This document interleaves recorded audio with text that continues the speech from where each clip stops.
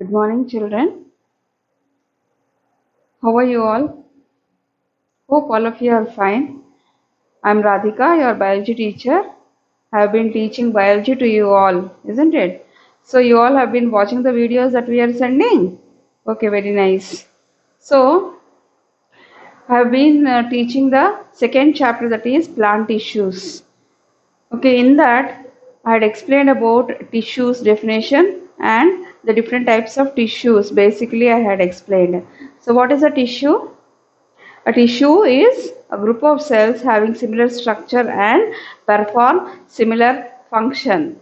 Okay, so this group of tissues, so in a multicellular organism, we can see that there is division of labor. Okay, so this division of labor is there so that the organism as a whole can perform or conduct the life process very nicely and easily. So I have explained about the tissues, and we had observed the onion peel and the beetle leaf, and we have seen how the groups of cells can be different from each other, isn't it? So as part of that, I had also shown the onion root tip growing. So now today I'll teach about the meristematic tissue. The meristematic tissue. So what is this meristematic tissue? Okay, see, we can consider that the plant would be growing, but do all parts of the plant grow continuously? Like leaf can grow to a certain extent, after that it doesn't grow, but you can see the growth of new branches. Then you would be seeing that the stem would be growing upward. Similarly, the roots are growing deeper and deeper. Okay, so this particular places wherever there is growth, okay, there we can find the cells to be dividing more and more. Okay, the cells are actively dividing, their number is increased. Why the number has to increase? The number has to increase for the growth of the plant, whether it is the roots, stem, new branches, okay, or new leaves have to arise, or the flowers have to arise, fruits have to arise. All these need the growth. And for growth, what is needed? Cell division. Cells have to multiply. Okay, from one cell to two cells, two to four, four to eight, like that they multiply. As they grow, okay, as they divide, they multiply, they tend to grow new parts of the plant. So in those regions where we can see the active growth of the plant, we can find this meristematic tissue. We can find this meristematic tissue. Okay, see, in the first chapter, I had written about I had written everything in a tabular manner. Do you remember? I had given the cell organelle characteristics, isn't it? So, just like that, here also in the tissues chapter, also, if you write the type of tissue and its characteristics, it is very easy for you all to understand. Okay, if you want to read the textbook as a story, you will get confused. It is difficult to remember so many terms and all. So if at all you write in a tabular form, it is easy for you all to learn. So before writing on the board, I would like to explain about the meristematic tissue. Okay, so as I told, it helps in the division, isn't it? That means what? Why this division is needed, and why only with the meristematic tissue it is there. So for this, I would like you all to consider one example. You all know about the different professions, isn't it? People take up different types of professions. Some could become lawyers, some could become doctors, some engineers, some could become an accountant, some teachers, like that. On what basis do we all become like that? On what basis do we become only one particular type? Initially, when we are going to the school, to a particular class, we all are learning the same subjects only, or not? All are having the same subjects like languages, English, Hindi, Telugu. Then we have got math, science, social. All these are common for everyone. So after that, what happens? Some of the students may like science subjects, so they may take science. Okay, some may like only math, science, maths combination. Some may like the art subjects, that is social studies. Okay, some may take up commerce subjects, or some may specialize only in the languages. So when these are done, then after that what happens? Those who have taken up the science, maths, they tend to become engineers or doctors or scientists. Okay, like this, those professions they have taken up. If someone has studied social studies very well, they may become historians, or they may become geologists. Okay, or they could get into a job wherein the economics is needed. Okay, into the business. Okay, so like this, we see that people, or some are very good, they have specialized in literature, in English or Hindi or Telugu. So they become the literate specialist in the literature. Okay, so they are able to write very well, or they are able to teach the languages. Like this, we see that they have specialized. So, if can I expect a historian to teach you physics? Can I expect a historian, a person who has specialized in history, can he teach you physics or biology? A biology teacher may not be good at civics or economics. Okay, so why it is like that? That means what, initially all of us are same, but as we grow older, we specialize in a particular thing. So here, the subjects that I study, okay, we study, I can compare that to the structure of the cells. Okay, the structure of the tissue. Okay, so a particular type of tissue, say the dermal tissue will have a specific characteristics. If it is the simple permanent tissue, yesterday I had told about the ground tissue. Do you remember parenchyma, collenchyma, sclerenchyma? So all the parenchyma cells will be more or less similar in the structure. Okay, and why the structure is similar? Why that specific structure is there for the parenchyma or for the dermal cells, dermal tissue, or for the sclerenchyma is because of the function they must perform. Okay, what type of function they are performing, based on that, their structure will vary. Similarly, see, as I told that the subjects we have taken up, depending upon that, we are choosing our profession. Okay, we are choosing our profession based on the structure. Okay, so based on the function. Okay, so here we have taken up that, so we are able to perform those functions or those professions. Just like that, the tissues are also depending upon the function, their structure would be varying. Now, why the meristematic tissue then? So this meristematic tissue has the speciality. Okay, see, the meristematic tissue, as I told, it is present in the regions where the growth occurs with the help of cell division. So new cells are continuously formed. So these new cells have the capacity to grow into any type of tissue. Okay, they can grow, they would get, after the division is over, groups of cells are there, then they are divided into different groups. Just like we put them into the science group, arts group, or language group, like that, these cells are put into different groups. Okay, they would be specializing. Some of the new cells that are formed could be forming the dermal tissue, some are forming the parenchyma, some are forming the sclerenchyma. Like this, they all are specialized. Once they are specializing, they will attain the special structure. Okay, then they would be attaining the special structure, and once they attain the special structure, they cannot perform other functions. Say for example, the parenchyma cells are there. Okay, they have to undergo photosynthesis. Okay, now I cannot expect that the dermal tissue or the sclerenchyma tissue to undergo photosynthesis, because that is the speciality of the parenchyma cells. Similarly, xylem has to carry water. Now, parenchyma cells will not be carrying the water. Okay, so like this, once they attain the specialization, they will be performing that function only. And if at all they have to divide, they can divide to form that type of cell only, but not any type of cell. That is why the meristematic tissue is needed in the plant body in the actively growing regions. Understood? So first I just divide basically, and then I will explain. Yesterday I told that the meristematic tissue is of three types. What are those? First one is apical meristem. Apical meristem. One is lateral meristem. One is apical meristem, one is lateral meristem, one is intercalary. One is intercalary meristem. Okay, three types of meristematic tissue we have seen. Okay, so where is this lateral meristem, intercalary or apical meristem present? As the name suggests, the first one is apical meristem, which is present at the root tip and the shoot tip. So here I have got a young plant, a very small young plant, wherein you could be seeing the roots to be growing. See how long the root is. The plant is only this much, but the root is so long, and this root would be growing further deeper as the plant grows upwards. So in this region, you can see that this region, yesterday also I have shown the root tips, isn't it? Onion root tips. So at the tip of these roots, you can find the meristematic tissue. Okay, it is present in the root tip. Similarly, you can see in the shoot tip. Okay, see. Then you can see, take any plant at home which is a young growing plant, at that tip you could be seeing this one.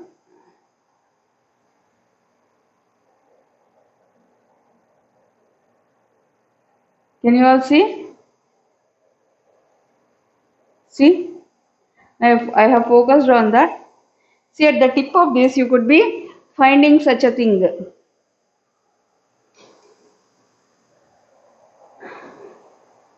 See, can you all see here, children?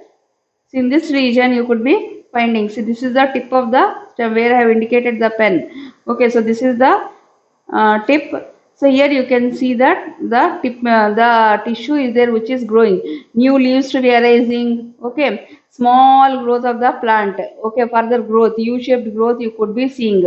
Okay, so that is the meristematic tissue, that is called as the apical meristem. Similarly, one more also I will show, that is there with me. Okay, the mango branch I have brought. See, in this region also you could be finding very nicely. See, can you all find in the center of this? Okay, see, like this when I place you could be finding that. See here in this region. Okay, where they have arisen, in this region where I have put the tip. So this is a very simple thing. You can take any branch from a plant and see at the tip of this. Okay, here the small region, it is still growing. Some growth is there. So it will be growing and forming new branches. Okay, it will be growing taller and taller. Like that at the tip of every branch we can find. Here also you could be finding. So just fold all the leaves, then you can see very clearly. Can you see here? Very nicely you can see here. Can you see this one? So this is where I have put the pin. So that is the one. Can you see now? This is the one, the apical meristem. Similarly, the roots.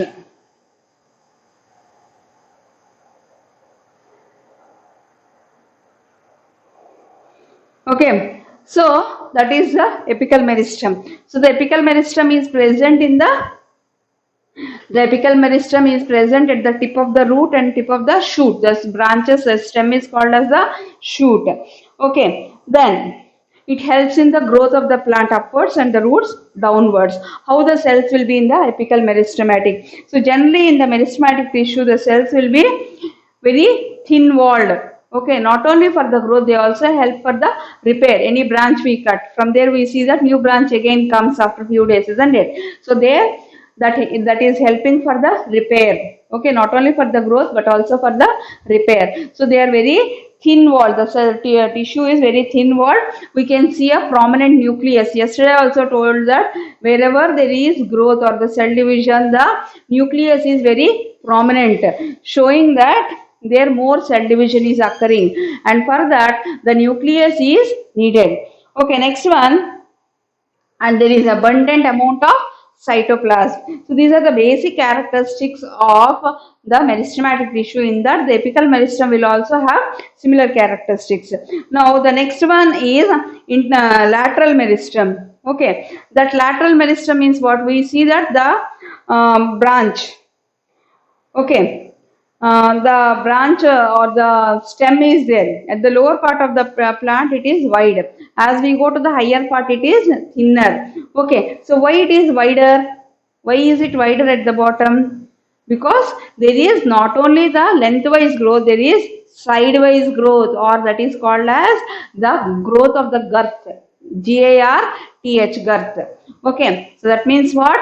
The stem is growing upwards, downwards the roots are growing, and it also grows sideways. That's why we see that the or at the bottom of the trees, they are very wide, isn't it? As we go to the upper parts of the tree, they are narrower and narrower. So as they grow older, they become wider and wider. So this place, that means where that meristematic tissue would be present. So in that case, if we consider a cut, a TS or a transverse section of a stem. See here I have taken one such stem. Okay, the mango.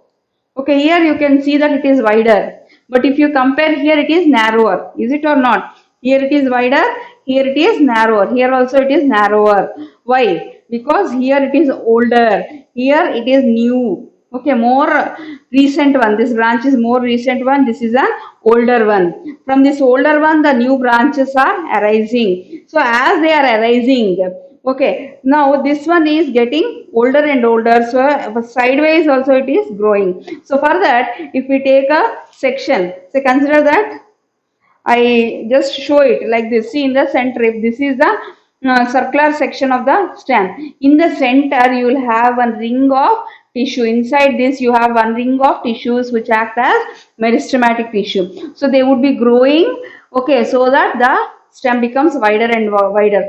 Consider one simple circle is there. Okay, like this one simple circle is there. So this is the stem. I have taken a section of a. Okay, this is a stem I have taken the section. So in that I find this meristematic tissue to be present like this. Now what happens? This would be growing, producing more cells surrounding that. Okay, as it is producing more cells, what happens after few days? The stem has to increase in the size like this. As it is producing more cells, layers and layers of cells are being produced. What happens? The stem would be increasing in the width, or it becomes more wider and wider. Okay, so that layer that is, or the ring of cells or the tissue that is there in the stem, okay, or in the roots also, that is called as lateral meristem. That will be called as lateral meristem. Again, I'll be giving the diagram in the table, don't worry. Okay, that is the lateral meristem. First one, as I told, where it will be? It will be at the tip of the stem. If you consider the stem, it will be at the tip like this. From here you could be finding new leaves and all coming. So this tip is always there. So that helps in the further growth upwards. Similarly, at the root tip also we see that this is the root tip. We see that at the tip there is continuous growth, and from the primary root there are many secondary roots, tap root, isn't it? So this is continuously growing. So this is the what is this? Apical meristem. Apical meristem in a root. Okay, and this is the apical meristem in stem.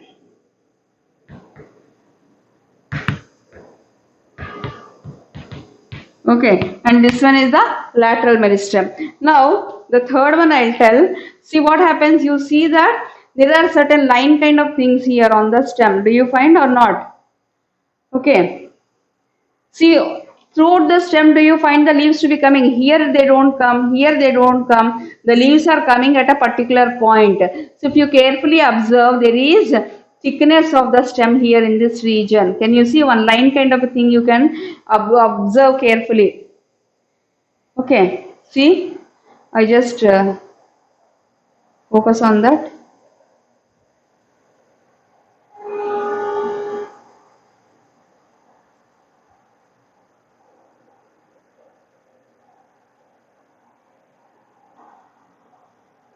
Can you find? See, they are growing. See, in this region where there is a line, here you can find, isn't it? See, this line kind of a thing is there. Or this is the place where you could be finding. See, in this region you could be finding. Again, you could be finding the leaves arising only from a particular place, or from here. Or at the bottom you could be seeing here very clearly it is there. Can you see one line kind of a thing? Okay, this line kind of a thing you can find, isn't it? Again, at the bottom you will find a line kind of a thing. Okay, from there only new branches are arising. Here also one, here also one, here also one. Wherever they are there, from there only the new branches are arising. In between that they don't arise. Okay, so such places where you could be finding finding such a line kind of a thing, that is in the branches you could be finding like this, isn't it? So those are called as the nodes. They are called as nodes. They are called as node. Okay, so if I show the stem like this, on this I have shown that there is line kind of a thing. So you can take any stem and observe carefully. So in this region only you could be finding new branches to be arising. In between this, okay, so this is one node, this is also one node. In between this, the space that is there, okay, so that space that is there, the distance between these two, okay, this region where there is no node, that is called as internode. That is called as internode. This is the node. So like this throughout the stem we can find many such nodes. Okay, and space between the two nodes, that is called as internode. Okay, all these are internodes. So what is the speciality of this intercalary meristem? In this intercalary meristem, the meristematic tissue would be present in the nodal region. This region you could find the intercalary meristem. As they are there, they help in the development of new branches. From here new branches can arise, but they are absent throughout this region. So in this region we cannot find the development of new branches. Again here there is an internode, sorry, there is a node. So from here again new branches can arise. Okay, whereas in between that the branches cannot arise. So the intercalary meristem would be there at the nodes of the stem. It is present in the nodes of the stem, and this helps in the development of new branches, leaves, fruits, flowers and all. So they are present only in the nodal region. The apical meristem, where it is present? It is present in the apical tip of the stem and also that of the root. And the lateral meristem is present in the center, in the stem, as a circle that helps in the width of the growth, in the width of the stem. Whereas the intercalary meristem is present at the nodal regions of the stem, that helps in the development of new branches, leaves, fruits, etc. Understood, children? So like that we can differentiate the meristem into three different types. So this is a very, very important topic and very important question to be asked commonly in the exam. So all of you need to learn this very well. Okay, so you all can observe this. This is not a very difficult activity to be carried out. You can pluck any branch from the surroundings and observe the different types of meristematic tissue in that. Okay, then automatically you will understand very well. Okay, so here I write the table about the meristematic tissue. Please copy this down in your notebook.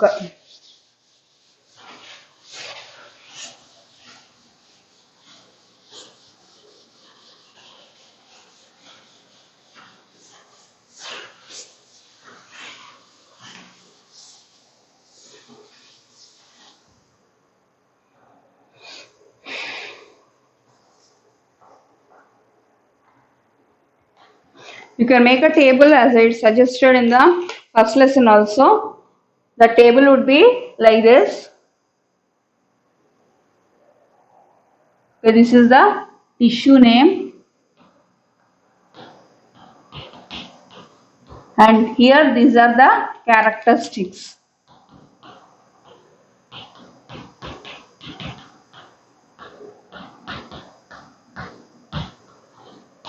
Okay. See, all this I have prepared the gist, but since you all cannot come to the school and take the gist, you can please note down in the notes what I am writing on the board. Whatever I have given the gist, the same thing I am writing on the board. Easy for you all to learn. Okay, so the first one is the meristematic tissue. Meristematic tissue.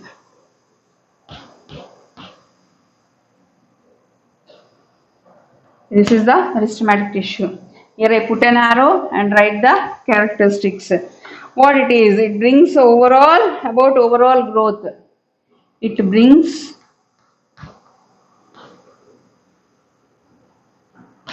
about growth. Okay. Next point is growth and repair. And repair. If you learn these points, that's enough. You need not by heart the whole textbook. Okay, they possess a thin cell wall. Possess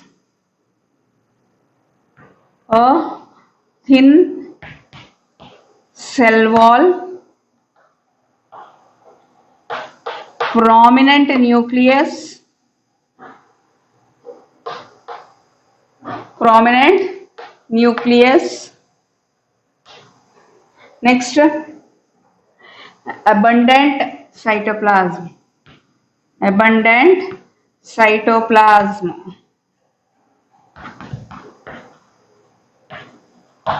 Okay, next one. In this we shall study The first one in this is types. Under types we study about the first one, that is apical meristem.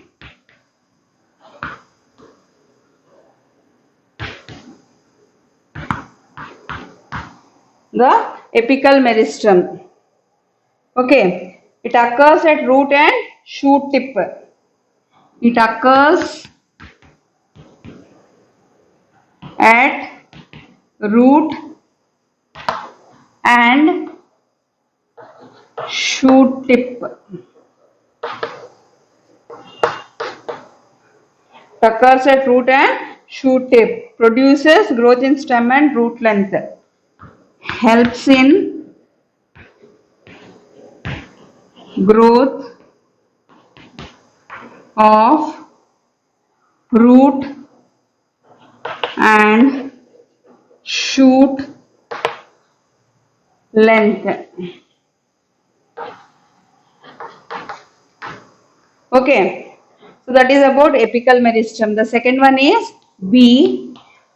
We shall write about lateral meristem. Lateral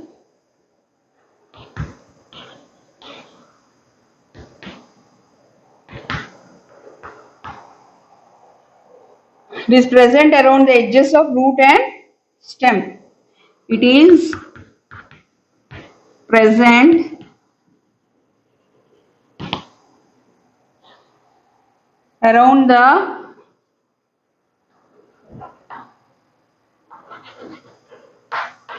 edges of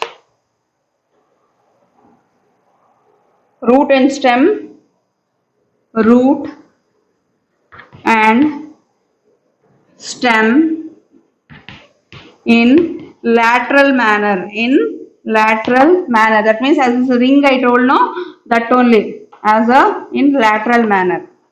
Okay. It brings about, what is the function? It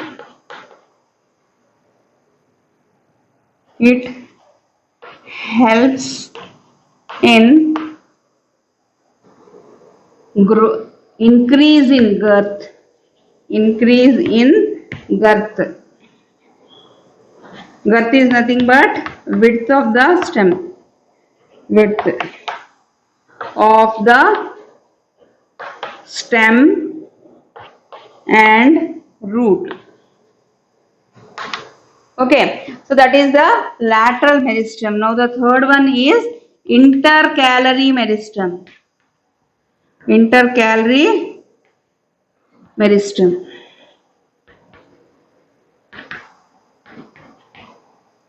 Okay, the intercalary meristem is thin wall and it is present at the nodes of the stem and helps in, okay, and it helps in formation of, okay, it helps in the formation of new branches, leaves, flowers, etc. Okay, so the intercalary meristem helps in the formation of new branches, leaves and flowers, whereas the lateral meristem helps in the width or the girth of the stem is increased because of this. Okay, the apical meristem helps in the height of the stem and also that of the root. Okay, so please note this down, then I'll give the diagram.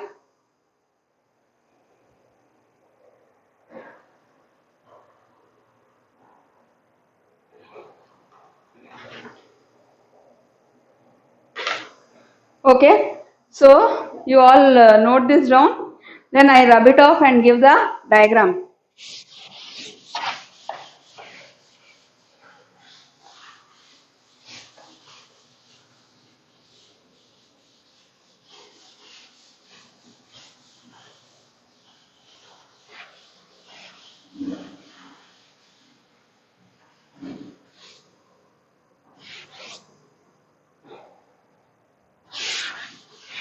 Under the characteristics only you can draw the diagram. Here I am drawing in the center, but in your notebook you can draw it under the characteristics. Okay, like this it is. You carefully observe, you can find this type of things in the branches. Pluck any branch and find out all these things in that.